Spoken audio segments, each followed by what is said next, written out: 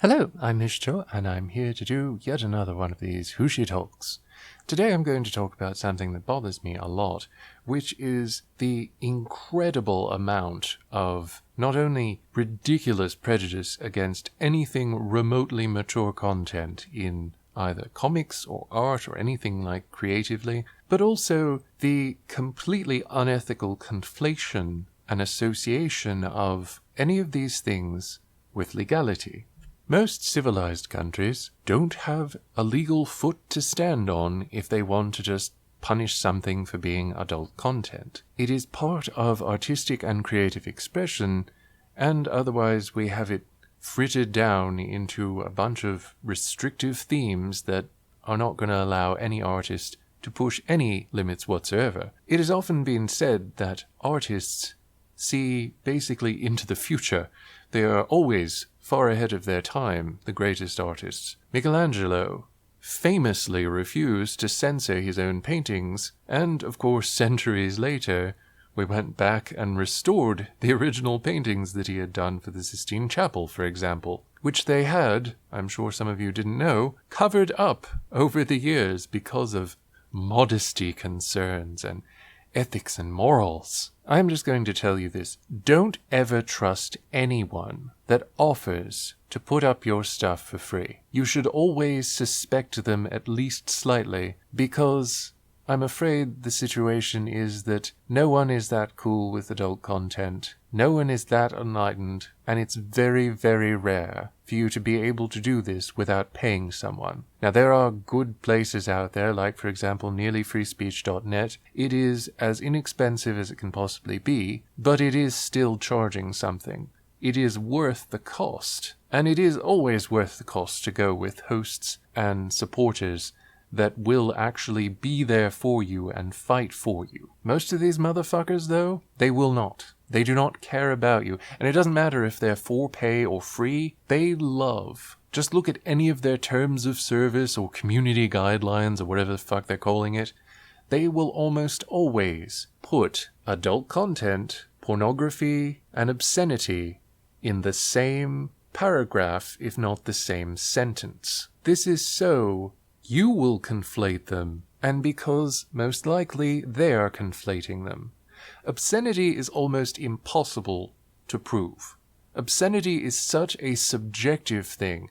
Obscenity cannot be objective. It is impossible by the definition of obscenity. That is why so many anti-obscenity laws are so controversial, so debated, and ultimately usually discarded some years afterwards. It is why they are untenable and completely unviable. Also, pornography and adult content are not necessarily the same fucking thing, but they still conflate the two, and they still conflate both of those things with obscenity and illegal behavior. So these are little subtle things that you can look for. And through that, you can recognize the people that are not going to be there for you and don't really care about you, and the people who are most likely going to backstab you once they have used you to establish their business or platform or whatever the hell it is that they're doing. Even if you don't produce anything adult, mature, even pornographic, even if you don't produce anything like that, you cannot trust anyone that is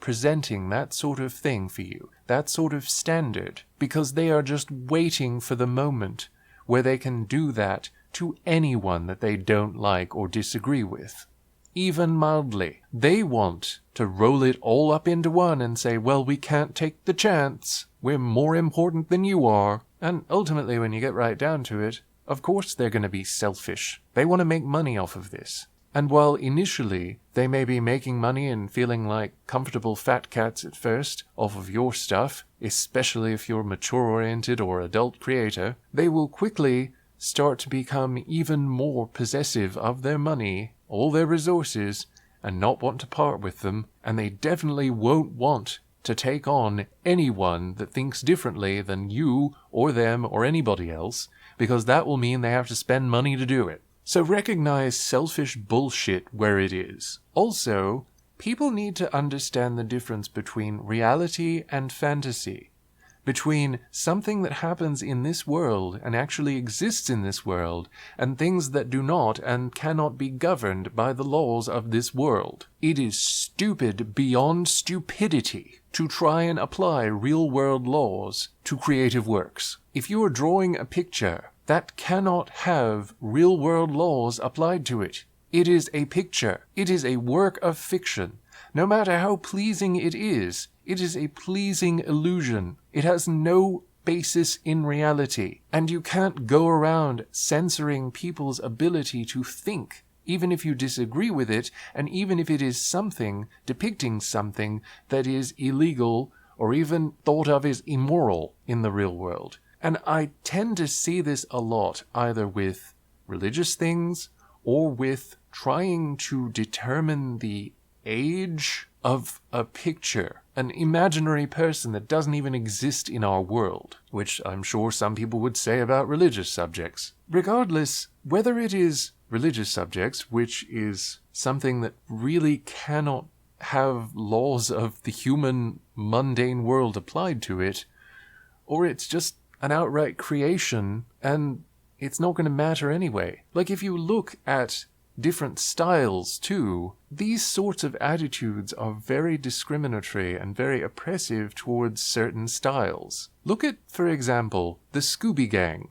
in the original Scooby-Doo Where Are You? Based on the context, we can assume that these are basically kids who are still in school. They may be in high school, but they're still in school. Are they legally of age? I don't know. Does it matter? Who fucking cares, really? But there are some people that are really obsessed with that. And it's usually really stupid, because even if you were to look at the real world, there's no difference in style, because we're all human. You can't really be depicted in a different way. I mean, I suppose you could wear makeup or something like that, but ultimately, the basis of it is that we are human, and that is what people see. There is a standard where you can probably judge basically a ballpark figure of the decade a person is in, but even in that case, you really can't. Like, look at Alison Hannigan for the first 30 years of her life, at least. Look at Timothée Chalamet. Look at Gary Coleman. Frankly, as people age, too, everyone looks younger. People's abilities to judge an exact age, especially an arbitrary age of illusionary majority, it's stupid to try and govern art by that way. And I've been looking at alternatives to Patreon, like, I think it's called Sponsors or something like that, and they were talking about how they're not going to fight a battle they can't win, and if your characters look too young, and blah, blah, blah, blah, blah. Well, fuck you, for one, and you're an idiot. I can't trust you. I am not going to trust you and go to your platform and be like, yeah, this is great, I really believe in this. No, fuck you. You're profiting off of what I do. You don't get to tell me when you're not going to be there for me. If you are making a profit off of me, you're going to be there for me, or I'm not going to work with you. And I really don't care what you think about it. You can go fuck yourself, because what you are doing is profiteering off of someone else's work. And I'm not saying that we should be irresponsible with something like that. I'm not saying that we should write, I don't know, comics about 6-year-olds doing smack or something. What I am saying is that people need to get their heads out of their asses about all this bullshit obsession with real-world arbitrary laws applied to fictional people that don't even exist in this world. It's like trying to make laws that apply to demons and angels. They don't care. If they exist, these laws are utterly irrelevant to them and will never be used effectively to do anything against them. So why the fuck bother? And in any case, it is still also, on the subject of art, emphasizing certain styles, approaches, and even subject matter to the exclusion of others. It is through art and creative works that we depict, preserve, and proliferate the stories that we feel are important for us to tell. Some stories may be motivated by a desperate desire to improve society, to improve the way that people think about a certain thing. You cannot just avoid certain topics just because you find them unsavory, because that's not actually dealing with the problem. That's looking the other way to solve it. You're not actually doing anything. You're just pretending a problem doesn't exist. It's effectively brushing it under the rug. And not every piece of art or creative work has to be something that strives to improve the world. Not everything has to have an intellectual statement or a philosophical statement or anything like that. Sometimes art and creativity are just fun.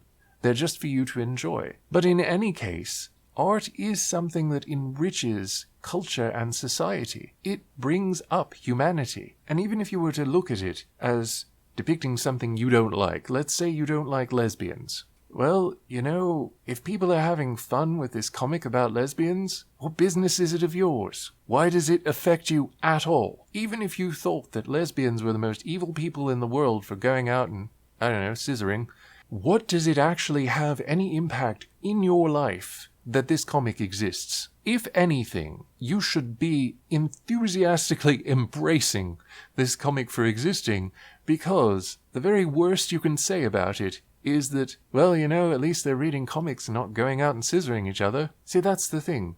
Fictional things are harmless outlets. The Italians recognized this with their fumetti. There was so much tawdry, sleazy, violent shit in those, but they were just sort of a vent, a harmless vent. And some of them were actually very progressive. It's one of the reasons why horror tends to be rather progressive as a whole. It deals with things that the rest of society either ignores or would prefer not to be reminded of. But I hope this has made at least some of you think a little bit about all these very real restrictions that these groups and hosts and people that claim to want to support you and that they're pro-art and pro-creativity and all these things, they're not. Look at what they are willing to deny you. Look at the ways that they're willing to not be there for you and to restrict your creative voice.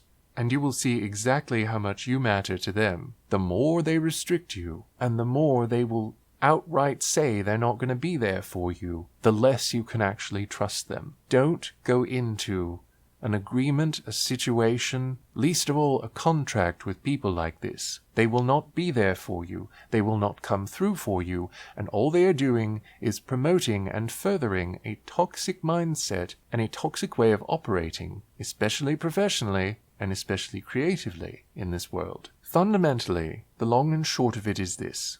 Learn to tell the difference, distinguish between reality and fantasy. Do not support anyone that tries to oppress creativity or who attempts to impress real-world laws, practices, ethics, and morals onto fantastical, fictional characters that do not exist in this world. Above all, if you don't like something and you don't want to read it, don't fucking read it. If you don't like it, make a review or something. Tell other people why you don't like it. You are entitled to do that. But encouraging and supporting these groups that only constantly undermine the agency of any creative professional or any creative person, period, it's just not something to support. It's something that must be opposed, and strongly. Creativity must be free, and we must also be mature enough to see something that we don't agree with or don't like, and recognize that it is fantasy, that it has no bearing on reality, and that if it bothers us so much,